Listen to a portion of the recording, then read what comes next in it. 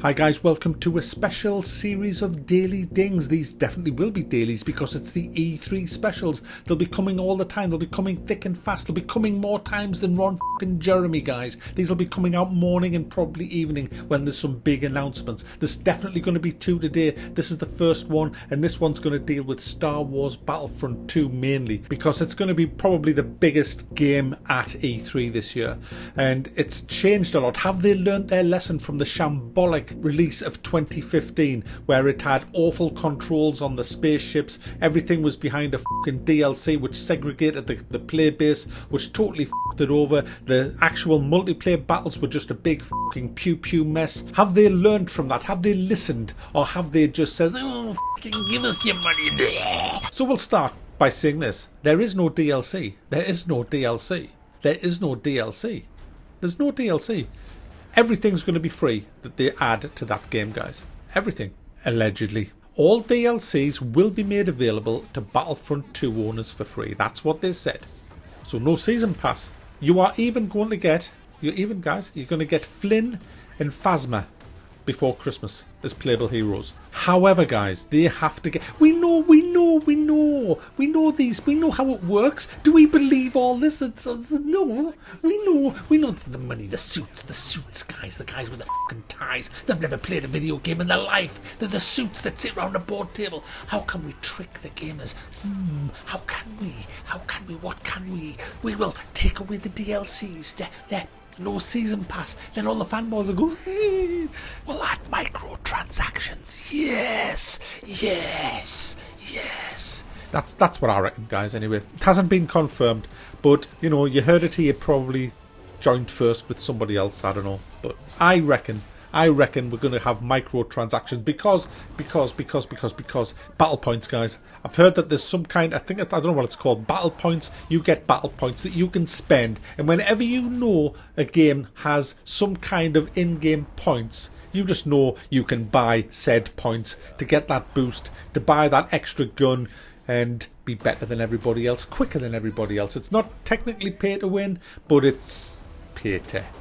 You see, guys, what they haven't done away with is the fucking awful upgrade system where the longer you play, the better stuff you get. You earn upgrades as you progress through the class, unlocking new abilities. Oh my goodness. In a competitive shooter, guys, you gain access to new weapon mods and special improvements that allow you to tweak your arsenal exactly to your liking.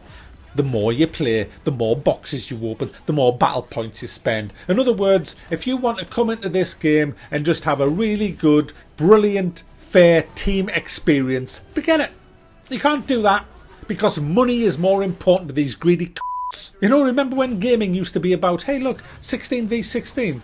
You all have available that many of that class, that many of that class, and that many of that class. And guess what? The sniper on your team's exactly the same as the sniper on the enemy team. The heavy trooper's the same as the heavy trooper on them team. It's all balanced so you can have a nice, good, fair game. And may the best team win with the best skill.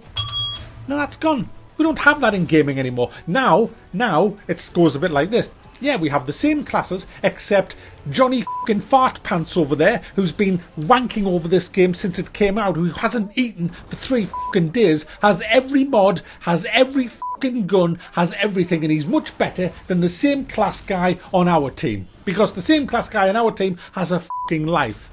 But then we have Siegfried Cuthbertson, who's a fucking rich man with his dad's credit card, and he's just paid to have everything. So he's got everything, but he's shit. That's gaming today, guys. That's gaming today, and it's just fucking awful. And also, this has X-ray vision. I saw it. I did. You know, it's there. It exists. You can see through fucking walls. It has wall hacks, guys. Wall hacks disguised as actual abilities. But, you know, it does look great in a lot of senses. The battle sequences look good. The combat looks good. But I've seen it all before. I've seen it all I have. I've seen it all before. How many times are we going to fall for this shit? Do they think we're fucking stupid or something? If you pre-order this, guys, you're a fucking bellend. An absolute fucking bellend. But if you do pre-order it, Greenman Gaming are doing a really good deal at the minute, guys. If you go and buy one of their games from the E3 sale, right, you get a 10% coupon that you can use on any game that's at E3 this year. Well worth pre-ordering it. No, it's not. No, no. Just don't fucking pre-order. Links in the description. Pre-ordering works like this. They will put together the best footage they can get that isn't necessarily in-game footage. It's in-game engine footage. And they'll make it look fabulous. They'll make it look awesome so that you fall for it. And then when you buy the game, it's like, hang on a minute. This isn't anything like that trailer that I saw. Actually, the graphics aren't as good either. What the?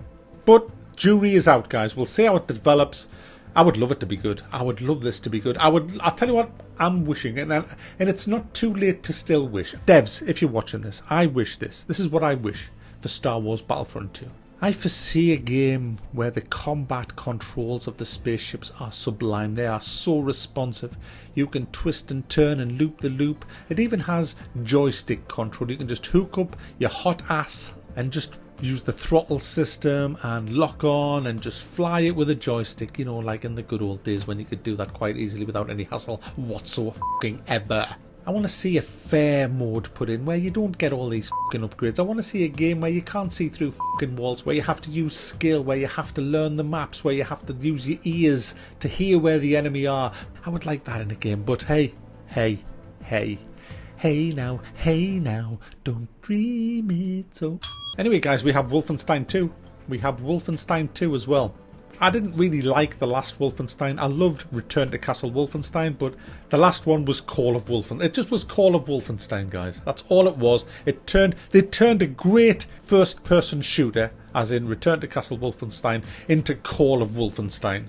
And I didn't like that at all. It was just fucking awful. It was just everything that you had to do in that game, there was some twat telling you how to do it. You weren't allowed to have a brain in that game. Every single puzzle, it was like, hey man, hey, if only you could crawl back through that tunnel, crawl up that ladder, go through that window, look on the desk, you'll see a little button. If you press that button, something will open on the wall. Go through the little compartment, and in there you'll find a key. If you get that key and then bring it back to me, we can open this.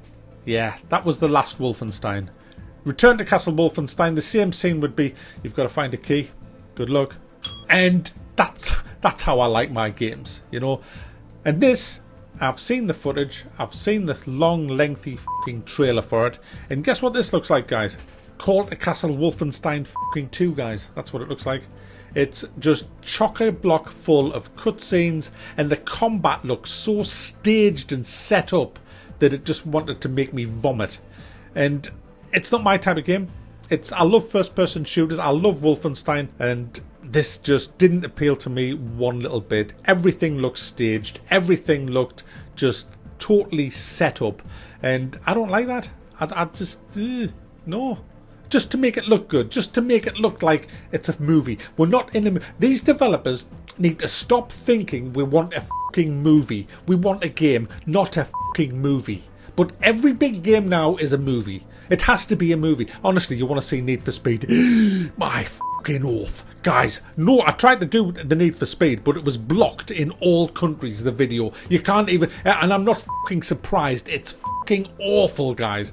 Absolutely fucking rancid. It is the biggest, honestly, Need for Speed used to be a really good brand. It used to be detailed cockpit, wheel pedal system, really good racing, really good pursuits with the police. Now it's turned into a cinematic experience full of fucking arseholes. The third person, no fucking wheel support, no cockpit support. But Wolfenstein 2, guys, could be good, should be good, but I have a horrible feeling it won't be good. It just looks like a complete Call of Duty clone taking on the name of Castle Wolfenstein just for sales. If it's actual gameplay, which it probably wasn't, it was probably all just setups for E3. To be honest, this is the trouble. You can't tell. You can't tell. Is this gameplay or is this just a big fucking lie? Because that's the problem with E3. It's just bring out your lies. Bring out your lies. Bring out your lies.